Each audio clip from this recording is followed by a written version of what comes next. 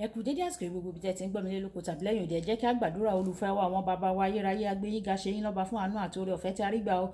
A tún ti rí ọjọ́ kejì, ìyẹn ọjọ́ àbámẹ́ta nínú oṣù kẹjọ.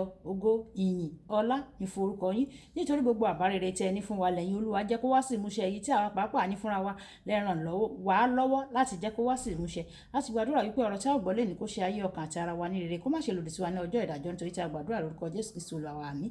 Ìwé ọ̀run ṣíṣí tí a tẹ ọwọ́ olùṣọ́ àgùntàn yín náà kọ Adéjàre Adébóyè kọ ẹni ọjọ́ kejì oṣù kẹjọ ọjọ́ àbámẹ́ta.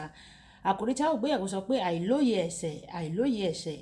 Àwọn àkọ́sórí wa nínú ìwé òwe orí ìkẹrìnlá ẹsẹ̀ ìkẹrìnlélọ́gbọ̀n. Ìwé òwe orí ìkẹrìnlá ẹsẹ̀ ìkẹrìnlélọ́gbọ̀n. Òdodo ní gbé orílẹ̀-èdè lékè, ṣùgbọ́n ẹ̀ṣẹ̀ jẹ́ ẹ̀gàn fún orílẹ̀-èdè. Ìgbà tí a mú bíbélì kíkà wá nínú ìwé Jóṣúà orí ìkeje ẹsẹ̀ ìkíní títí dé ẹsẹ̀ ìkẹrìndínlọ́gbọ̀n. Ìwé Jóṣúà orí ìkeje ẹsẹ̀ ìkíní títí dé ẹsẹ̀ ìkẹrìndínlọ́gbọ̀n. A ó gé pépèpé nítorí àkókò wa. Jóṣúà: ṣùgbọ́n àwọn ọmọ Ísírẹ́lì dẹ́ṣẹ̀ kan ní ti ohun ìyàsọ́tọ̀, nítorí tí Ékánì ọmọ Kámì ọmọ Sáàdì ọmọ Séríà ẹ̀yà Júdà mú nínú ohun ìyàsọ́tọ̀ ìbínú Olúwa, ó sì rú sí àwọn ọmọ Ísírẹ́lì.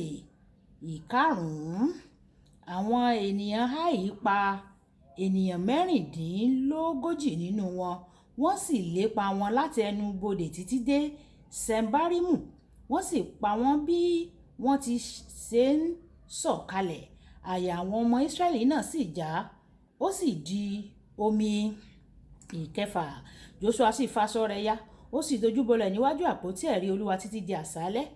Òun àti àwọn àgbà Ísírẹ́lì wọ́n sì bu eruku sí orí wọn. Ìkeje, Jóṣúà wípé Olúwa, Olúwa Ọlọ́run, nítorí kí ni ìwọ fi mú àwọn ènìyàn yìí kọjá Jọ́dánì láti fi wálé àwọn ọmọ Ámórì láti pa wá run?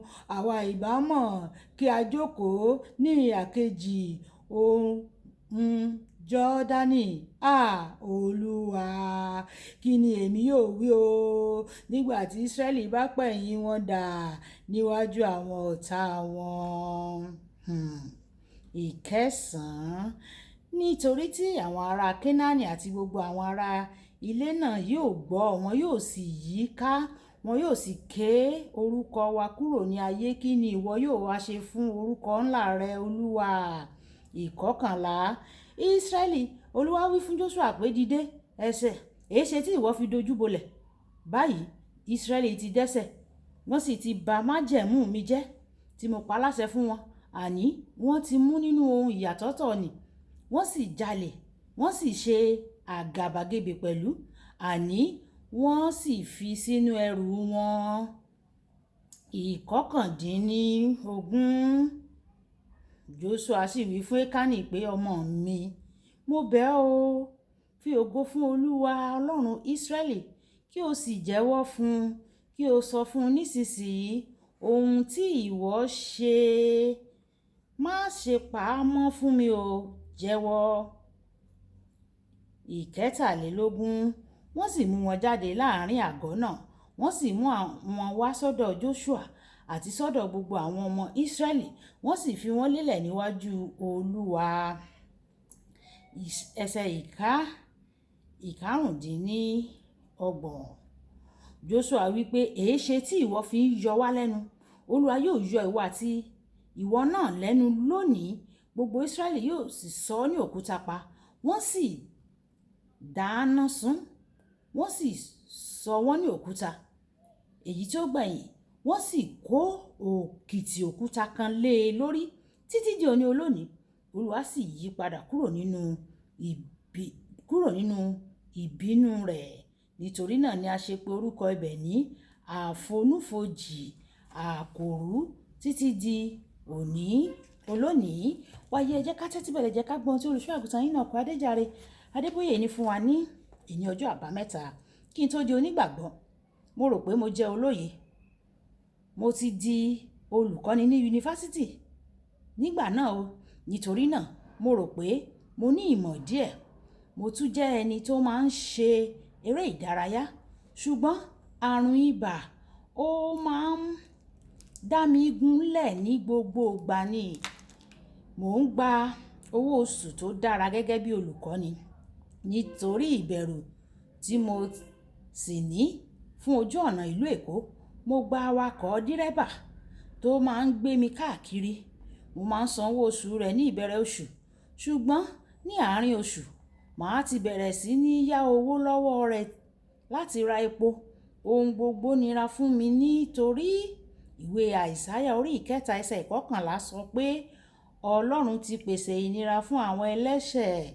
Ó dá mi lójú pé tí o bá lọ wo àwọn àkọsílẹ̀ tó wà ní ilé ìwòsàn yunifásítì ti ìlú Èkó, tí o bá lọ wò ó, wàá rí bí ìwé àkọsílẹ̀ ìwòsàn mi ṣe pọ̀ tó. Nítorí àti èmi àti ìyàwó mi àti àwọn ọmọ mi, gbogbo wa la máa ń ṣàìsàn ní ìgbà gbogbo. Àmọ́ ṣá, nígbà tí mo ti jọ̀wọ́ ayé mi lé Ọlọ́run lọ́wọ́, èmi àti ẹbí mi a wà ní ìlera pípé nípa àánú Ọlọ́run. Mo ti wà ní ìlera pípé láti ọdún 1973 títí di òní olónìí yìí o. Mo dẹ́kun fífi owó ṣòfò nígbà tí mo dáwọ́ ẹ̀ṣẹ̀ dúró kí n tó di àtúnbí. Àwọn ọtí òyìnbó oríṣiríṣi ló kún ilé mi ní ìgbàkúgbà tí àwọn ẹlẹgbẹ́ mi bá wá. Tí wọ́n bá ṣàbẹ̀wò, wọ́n máa ń sọ pé àwa kò lè kọjá níwájú ilé ọba kí a má kí ọba o. Wọ́n mọ̀ọ́mọ̀ wá ni o láti mú ọtí ni o, nítorí mo jẹ́ ọba ọlọ́tí ní ìgbà yẹn. Lẹ́yìn tí mo di onígbàgbọ́, wọn yóò wá sí ilé mi tí wọ́n bá ti béèrè fún ọtí. Màá sọ fún wọn pé ẹ má bínú o, n kò ní ọtí mọ́ o, ẹlẹ́rìndòdò nìkan ni mo ní o. Inú máa ń bí wọn díẹ̀díẹ̀. Gbogbo àwọn ọ̀rẹ́ mi àtijọ́ sá lọ. Ọlọ́run sì rọ́pò wọn pẹ̀lú àwọn arákùnrin àti àwọn arábìnrin nínú Kristi. Ní kété tí o bá ti bẹ̀rẹ̀ sí ní gbé ìgbé ayé mímọ́, ohun gbogbo yóò yí padà sí dáradára nínú ayé rẹ. Ẹ̀ṣẹ̀ sábà máa ń gbà lọ́wọ́ ẹni ju ohun tí o rò lọ o. Nígbà tí Joshua darí àwọn ọmọ Ísírẹ́lì láti ṣẹ́gun Jẹ́ríkò, ohun gbogbo lọ bó ti yẹ nítorí kò sí ẹ̀ṣẹ̀ nínú àgọ́ ní ìgbà náà.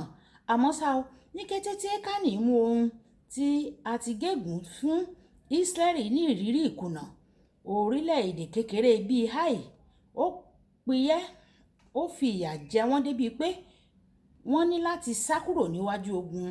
Ìwé Joshua orí ìkeje ẹsẹ̀ ìkẹrin. Ẹ̀ṣẹ̀ máa ń mú ìtìjú àti àìlọ́lá bá àwọn ẹlẹ́ṣẹ̀ ni o. Olùfẹ́, ó jẹ́ ohun àgọ̀ láti kópa nínú ẹ̀ṣẹ̀. Fi ọ̀rọ̀ Ọlọ́run pamọ́ sí ọkàn rẹ kí o bá lè borí ìdánwò tí ó yí ọ ká. Ìwé orin Dáfídì orí 119 ẹsẹ̀ ìkọkànlá. Kí o sì sá fún gbogbo àpẹẹrẹ ẹ̀ṣẹ̀ àti ibi. Ìwé Tẹsalóníkà kínní orí 5 ẹsẹ̀ 22. Mo gbàdúrà pé Ọlọ́run alágbára yóò fún ọ ní oore ọ̀fẹ́ láti borí gbogbo ìdánwò ní orúkọ Jésù. Kókó àdúrà: Baba ọ̀run, ẹ jọ̀wọ́ ẹ ràn mí lọ́wọ́ láti gbé ayé mi fún yín nísinsìnyí àti ní ìgbà gbogbo ní orúkọ Jésù. Ẹ̀já sọ pé bàbá mi, ẹ jọ̀wọ́ ẹ ràn mí lọ́wọ́ láti gbé ayé mi fún yín ní ìgbà yìí, ní àsìkò yìí lọ àti títí gbogbo ọjọ́ ayé mi ní orúkọ Jésù. Olúwa yóò sì ràn wá lọ́wọ́ láti gbé ìgbé ayé ìwà mímọ́.